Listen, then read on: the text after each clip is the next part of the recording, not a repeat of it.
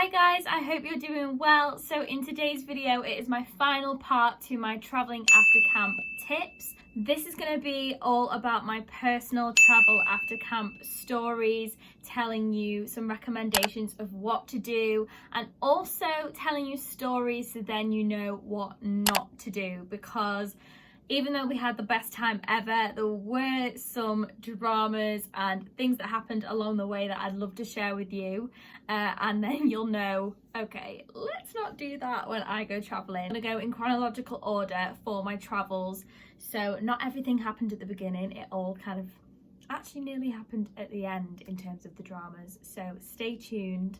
And as always, if you have any other questions, if I don't answer them in this video, then let me know in the comments below. Just thought I'd quickly address, obviously I know that things were a little bit weird this year with Camp America, and I don't know if it's fully going ahead especially for UK citizens, whether you can get over with your visa. So even if it doesn't really work out this year, obviously keep this video in mind for next year. It will happen for you eventually and you will have the best time in America. So as an overview for my travels, we were in camp in Pennsylvania, and then we went to New York, we went to Washington, Florida, LA and San Francisco. Well, that's what I did, and then actually my friends then went to Las Vegas, but I was too young, so I went home. So in New York, we stayed in an Airbnb in Brooklyn, which I couldn't recommend anymore, because Brooklyn is so much cheaper to stay in. You don't have like the added costs and the noise of staying in the center of Manhattan.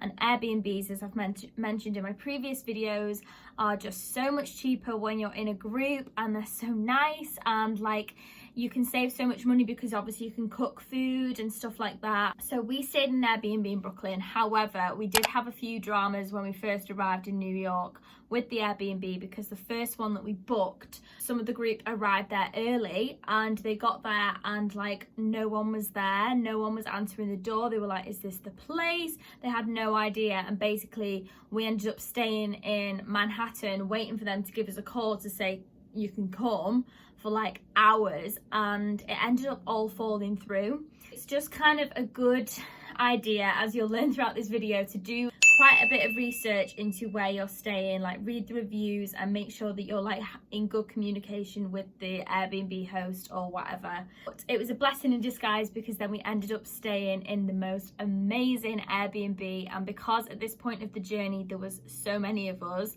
it was huge, so there were so many bedrooms and it was just amazing. Another top tip, if you are with loads of people, just be respectful when you're in an Airbnb, because you do get reviews from the host and that stays with you. Like, I go traveling now and I wasn't the one that booked this Airbnb, but because the guy that booked it shared it with all of us, we've all got it on our Airbnb accounts. I went traveling with a mixture of boys and girls, and when we first started there was like 10 of us, but as we like went along, a few people dropped off along the way, and there ended up being 7 of us in the end, so not that many that dropped off. Another few top tips for New York, and then I'll move on to the next place that we went to. So obviously, maybe I'm stating the obvious, and especially if you've been there, but if you've not and this is your first time, then you need to see all the sites, the major sites, and I would definitely say make the most of Central Park, because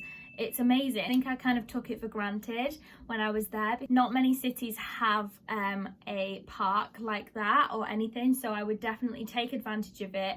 I had a few friends that actually did like little like canoe boats in Central Park, and it looked amazing. Go up the Rockefeller rather than the Empire State, because then you'll be able to see the Empire State. As I've said, stay in Brooklyn because it's cheaper, and every day you can walk across the Brooklyn Bridge into Manhattan, which may not be everybody's favorite thing, but honestly it's one of my favorite things to do. Use the subway because it's great, it gets you everywhere, it's cheap and it's quick, rather than like yellow taxis. They're not that great and they're a little bit minging.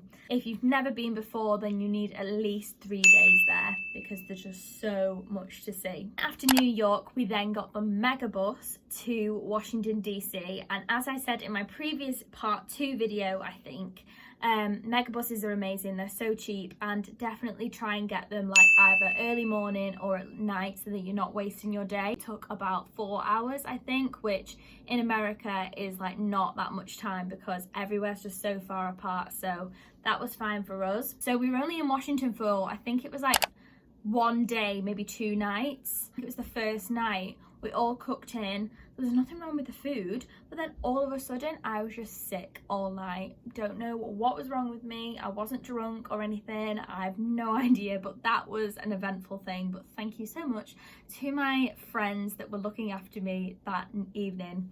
We had a jam-packed day of seeing all, like, obviously the major sites like the White House and everything around that, and you can do that in 1 day, but I would say if you've got time, then maybe try and do at least 2 days in Washington, like 2 full days, because you can fit all those sites into 1 day.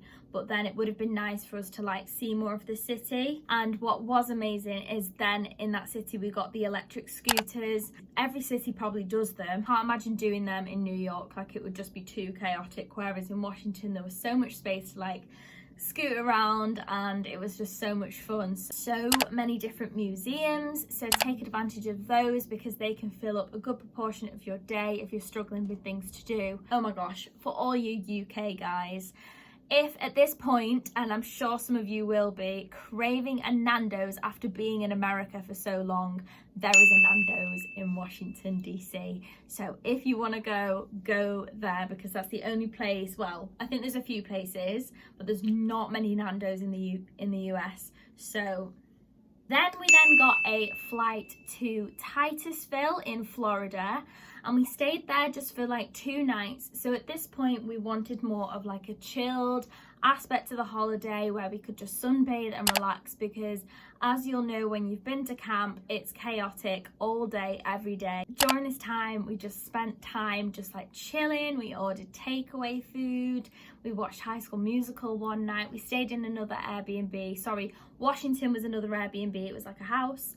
And this was another Airbnb in Titusville. We had a beach day, which definitely load up on your sun cream, because even though we've been in the sun all day every day at camp, we all had like t-shirt tans. So this is the first time that our like skin was exposed to the sun. All of us got so burnt, so just bear that in mind. So then after those 2 nights in Titusville, we then went to Orlando, and lucky for us, which is why I like recommended, like, you know, you can always like stay with American friends that you've made at camp or whatever, or just really like assess your options, because one of the guys in our group had a family villa in Orlando and he said that we could stay there for a few nights. So we all went there, and oh my god, it felt amazing, because like obviously we were on a budget, but we ended up staying in this like amazing villa in Orlando. We had a pool, bath that was basically like a jacuzzi within the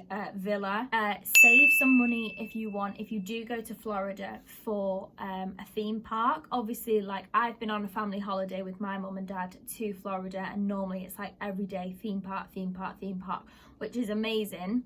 But obviously you're not going to have enough money to do that when you go to Florida. So we just saved up and went to Blizzard Beach Water Park. Went there, had the best time. We also went to IHOP, which is across all America, but definitely it's something that you should try if you've never had, because oh my god, the portions of pancakes and waffles and everything is in IHOP.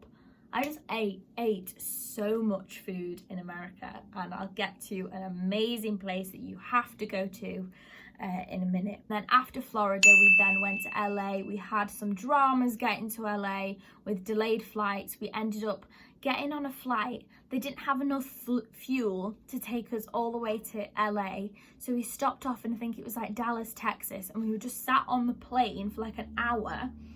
Like, what's going on? They were just fueling up the plane. Like, sorry, how unorganized can you be? Just kind of have that in mind when you're like planning your itinerary. Don't like jam pack it so that it's like this, because you need kind of a little bit of flexibility for anything to go wrong or some delays or whatever. We were all fine. We were just like, it's fine, it's chilled. We got to LA at like 3 in the morning, which wasn't ideal. So we just got like an Uber. You need kind of like backup transport options as well.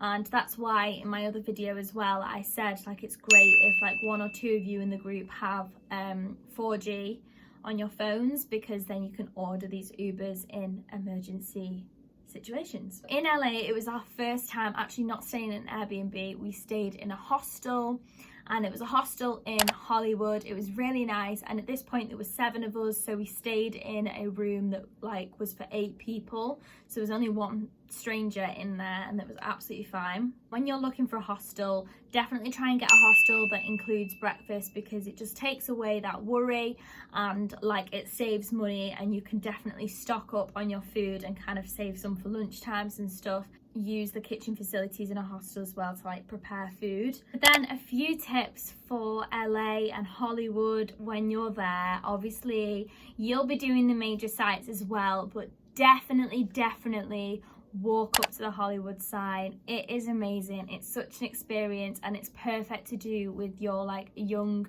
group of travelers, because if you went with your family or whatever, I know with my family we'd have a few people in front and a few people miles behind. When you're doing it, take 2 water bottles, because you'll drink them both, and there is water fountains as you're going up to fill up your water bottle, but there were so many wasps on them and it was a nightmare. So 2 is great because it keeps you hydrated, and you can always fill up as well. It does take a good few hours. It takes like 3 hours in total, like an hour and a half up, an hour and a half down. So I'd say set aside like a good morning and half of the afternoon to kind of get all that done, and maybe take some food if you're the kind of person that gets hungry, because we were all starving afterwards. We saved some to do like a Hollywood Hills tour, so we went in one of those classic tourist buses, and it took us all the way up to the Hollywood Hills. It actually at that point then stopped us off at a viewpoint, so if you don't want to do the hike, you can just do one of those tour buses, and it does take you quite close to the Hollywood sign, and you can see the whole of LA in the distance, and they show you all the celebrities' houses and stuff like that, so they're so good. We signed up to one of those on Hollywood Boulevard, just kind of went along, and we were like bartering with all the different people to try and get the best deal. Obviously Universal Studios and all that is amazing in LA, but we didn't have enough money to then go to like another theme park. So there's a place called Universal City Walk, which you can go to for free, which is just so cool. So we went there at like nighttime. It's got gorgeous lights. It's got all these cool shops and stuff and restaurants. So you can spend like a good amount of time there, and it feels like you're kind of like in a theme park anyway. So definitely recommend that. Another few things that I would recommend is definitely Santa Monica Pier, Venice Beach for more like chilled vibes. We went when it was like sun setting, so it was just so nice to like be there in the sunset, watching the skateboarders. There's so many like thrift shops and like quirky shops along Venice Beach, and we just sat on the beach and watched the sunset. And of course Rodeo Drive, if you're into like designer clothes, fancy cars, like oh my god, obviously we couldn't afford any of it, but it was just so cool to like browse those shops and be like whoa. The last thing that I would definitely recommend, which you don't have to do in LA, but if you've never been to one in America before, the Cheesecake Factory. Oh my gosh, like I know that some people are a bit like, oh I don't like cheesecake because I don't like the idea of cheese in a cake, but surely by now most of you should know that cheesecake is not like cheesy. It's the best thing ever. Not only that, but the menu is like a book. Like honestly, you're like, I don't even know. And all the portion sizes, I mean in America all the portion sizes are normally huge. Thought, right, I really want to just enjoy the cheesecake, so I'm just gonna order like 2 sides and then I'll have the cheesecake.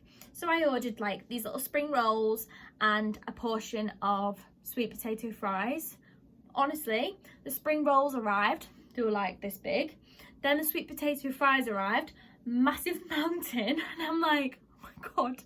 And then my cheesecake, I ate it all, I'm not gonna lie. I just loved my food in America.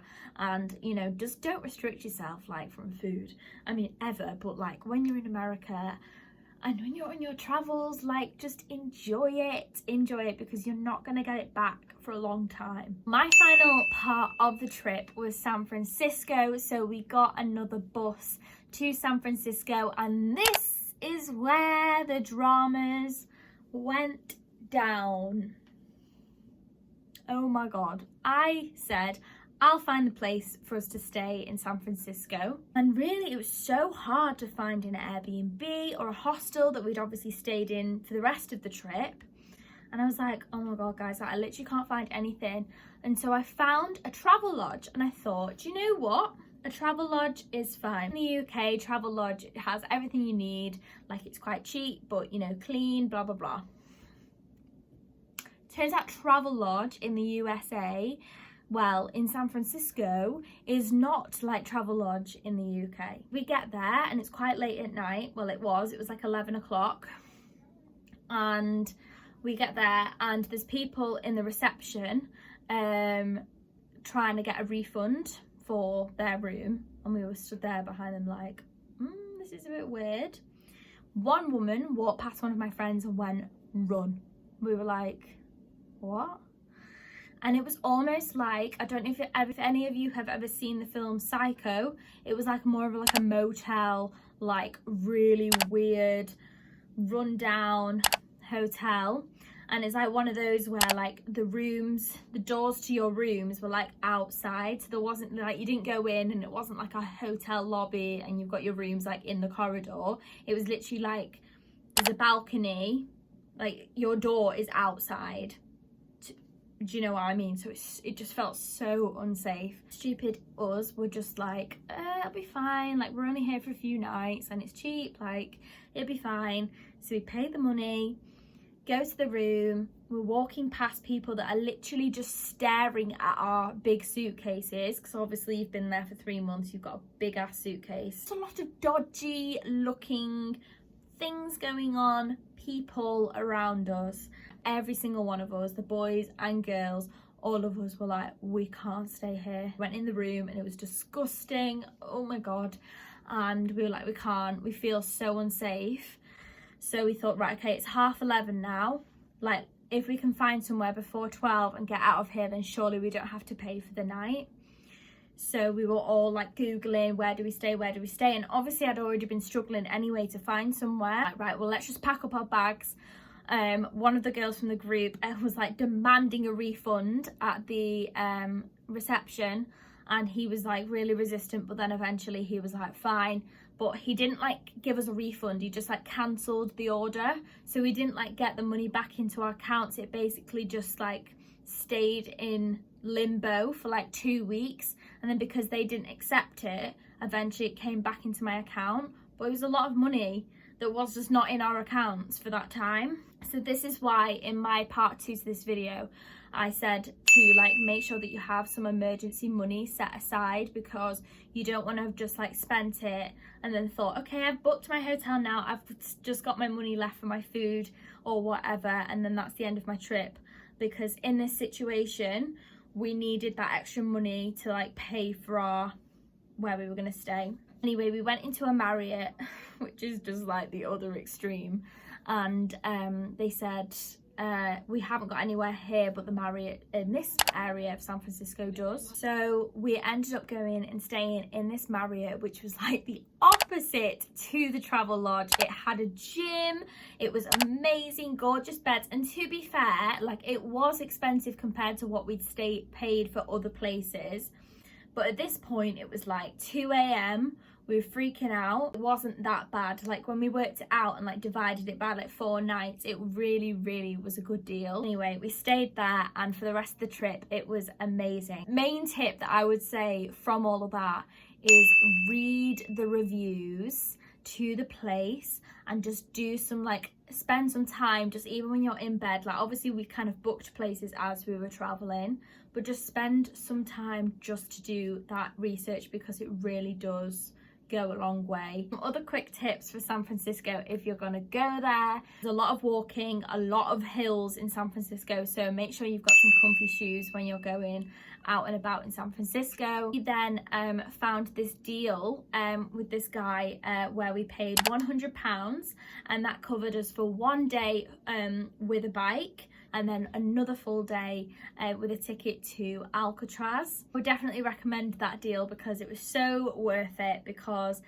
both days were then fully packed with 2 amazing things. Because the day that we had the bike, we cycled across the Golden Gate Bridge, saw the amazing views. Like, that in itself was just like, what am I doing? Like, I'm just cycling all across the Golden Gate Bridge. Like, this is surreal. Across the Golden Gate Bridge there's a place called Sausalito, and that is absolutely stunning. So make sure that you like save some time to like get some food down there, because it's so nice. You can have it like on the pier looking at all the views. Like, it's unreal in Sausalito. But if you're a bit like me and a few of my friends that aren't like the fittest and just couldn't be asked cycling back up the hill that we just come down on, we then got the ferry back to San Francisco, and you just put your bike on the ferry and it's all fine. And the other day was at Alcatraz. So Alcatraz is amazing. It's a once-in-a-lifetime experience. So I would definitely recommend going there. Loads of different things that you can do when you're there, but you need to make sure that you do the audio tour, where you've got like a headpiece in and it takes you around and you're just like listening to what you're looking at and all the stories that happened in Alcatraz. The final thing in San Francisco is obviously Fisherman's Wharf, and you can see all the cute seals, and it was just a really nice place to just walk along and take it in. That is my personal travel stories, recommendations, and as you will have learned from this, some tips on what not to do, or things to do to avoid what happened to us. But even still, I had the best time ever, and even though actually it's 3 years ago this year that I went to America, it's still so clear in my mind because it was just amazing. I hope that you've enjoyed this 3-part series to traveling after camp videos. Make sure to check out all of my other Camp America videos if you've not already, and if you enjoyed this video, make sure to give it a thumbs up and subscribe to my channel, because I've got so many more exciting videos to come. And let me know in the comments below if there's anything else that you want me to talk about or cover. I'm actually thinking about maybe doing another series about like interrailing around Europe, because I did that as well, and a lot of you guys seem to be very interested in traveling and stuff, so let me know if you would be interested in that. Thank you so much for watching, and I'll see you in the next one. Bye guys.